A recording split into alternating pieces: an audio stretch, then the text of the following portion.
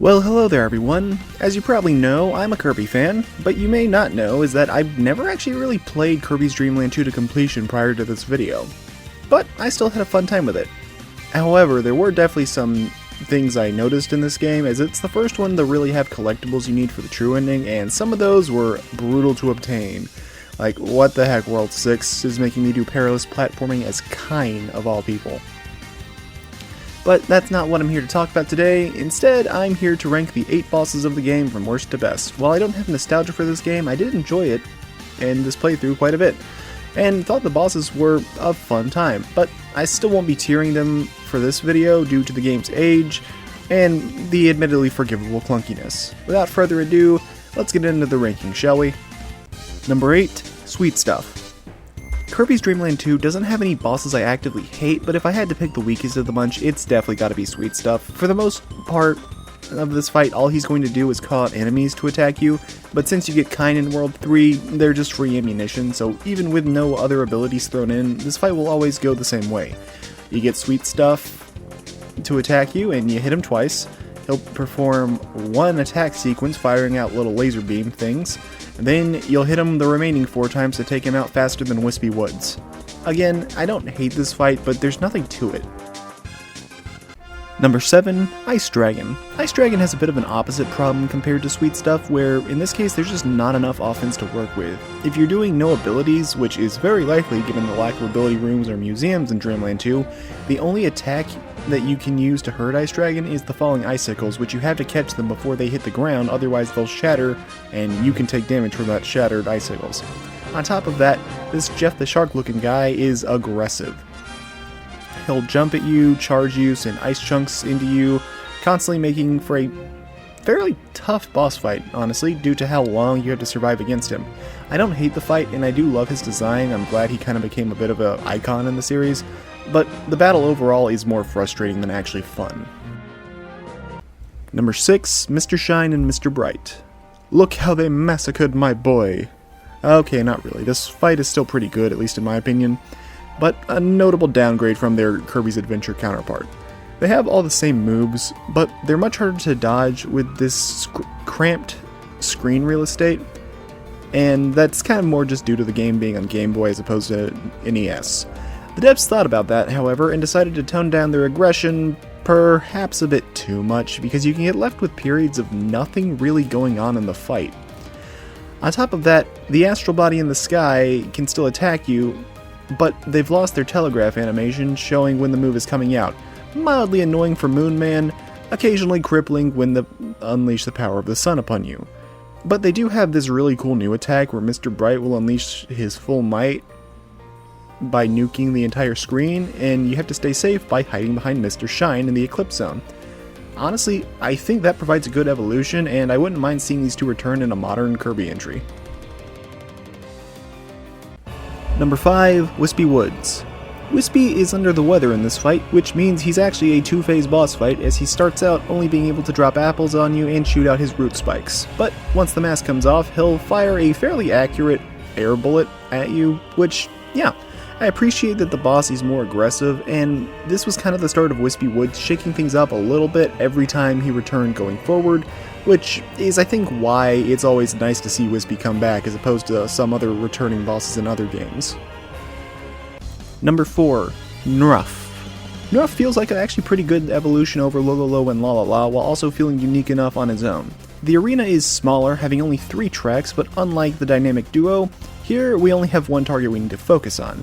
That being said, this little guy also is a fair bit more aggressive than the dynamic duo were, with his ability to jump between the lanes, change the direction he's running, and even throw out bombs to catch you off guard. While there is a similar DNA to Lololo and Lalala, he doesn't feel like a shameless copy, and more like his own thing, which I appreciate a lot, and he's definitely better than the Kirby's Dreamland 3 counterpart, which, when we get to that, well, it's not going to be ranking too well. Number 3, King DDD. Just like the last 2 games, King DDD has a lot of health to contend with at a whopping 12 bars, which compared to most bosses 6, yeah, that can be a lot. However, Twin Stars will do double damage to him, which can cut him down to size a bit faster. That being said, this boss will not be easy as he has the same attacks as his Dreamland 1 counterpart, but now with some increased aggression and new moves like his explosive hammer throw and hammer blasts on top of having his own explosive star bullet he can use. Unlike some bosses, DDD doesn't actually have a second phase. Instead, he has a passive form where he'll spend most of the time in, and an enraged mode if you either knock him, shoot him while he's asleep, or hit him with a twin star, and he'll swap between the two. You have his passive mode, which is slow and defensive, so you won't have a lot of chances to really score damage off, and then there's his aggressive mode, where he is the most aggressive boss in the game, bar none, but you get plenty of opportunities to hit him back if you can dodge. I like the risk-reward nature of this fight, and it is a good just battle overall. Plus, I'm glad his boss theme is back from Dreamland 1, now returning and cementing itself as DDD's theme. I think that this actually makes for a good final boss, even if not the intended finale of the game. Number 2. Kracko. Kracko is back yet again, giving us one of the most dynamic boss battles in the game, as up to this point he's had a perfect attendance record, shaking it up a little bit each time. This time around is no different, as his first phase has you fighting Kracko Jr., who will go back and forth between the cloud cover and floating around with his 4 orbs, which can drop off and become bombs, doing massive damage. But even though he has a full health bar, taking him down will reveal that was only half the fight, and he's got a second health bar waiting in the wings. On a second health bar, he'll turn into true Kracko, using his lightning powers to sweep around the ground and zap anywhere and everywhere around him, to deal damage to his foes, as well as being able to spawn in 2 mini Krackos, which, while they can be used as bullets, they can also home in on you very quickly, so you need to be on your toes when they come in. Overall, I think it's a very enjoyable boss, and I think it being designed with Ku in mind helps this fight stand out, thanks to the more mobile nature it has. And I think the fact that I was able to beat true Kracko with only a single health point shows that I care enough about this fight to learn it and not just tank and spank. Number 1. Dark Matter. At number 1, we have our first instance of a true final boss in the series with our battle against Dark Matter, making his first appearance of quite a few. Like many encounters with this foe, he's going to have 2 phases and even 2 separate boss themes, with phase 1 being a battle against the Dark Matter swordsman. With the power of the Rainbow Sword, you're effectively jousting him in the sky, as he'll use different techniques such as a lunge, sword beams, and even a counter slash for those getting too comfortable mindlessly spamming.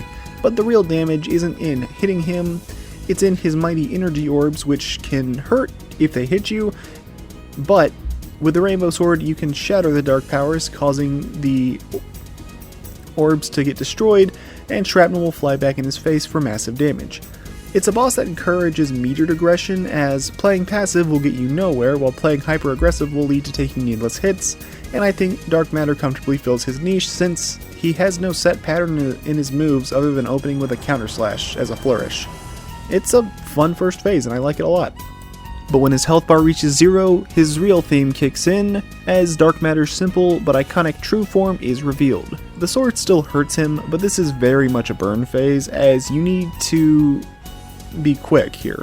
You can turn his own attacks against him to take off a quarter of his health with a single swipe if timed right, but you cannot dilly-dally in this fight. As you're starting to rapidly descend from the sky, Dark Matter seems more than intent to take you down, even if he has to burn up in the process. Thankfully, the bottom isn't instant death, but hitting it will lead to him unleashing an unavoidable attack, followed by just a regular attack, then more unavoidable damage once again on repeat until you die.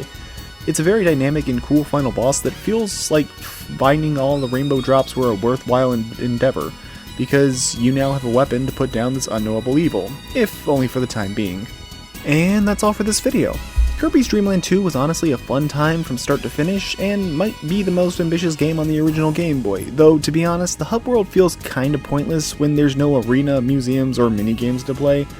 I think a stage select would have worked fine, and probably have been nicer on the file space, but whatever.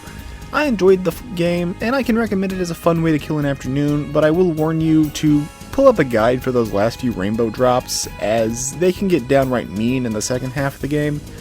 But either way, that's all I've got for now, so if you want to see more videos of varying quality, consider liking and subscribing. I'm near the end of Dark Souls 3, so look forward to some videos on that, and more Kirby content in the future.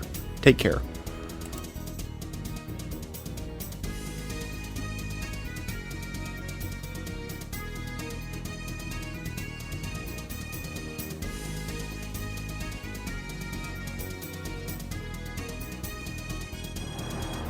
good atmosphere.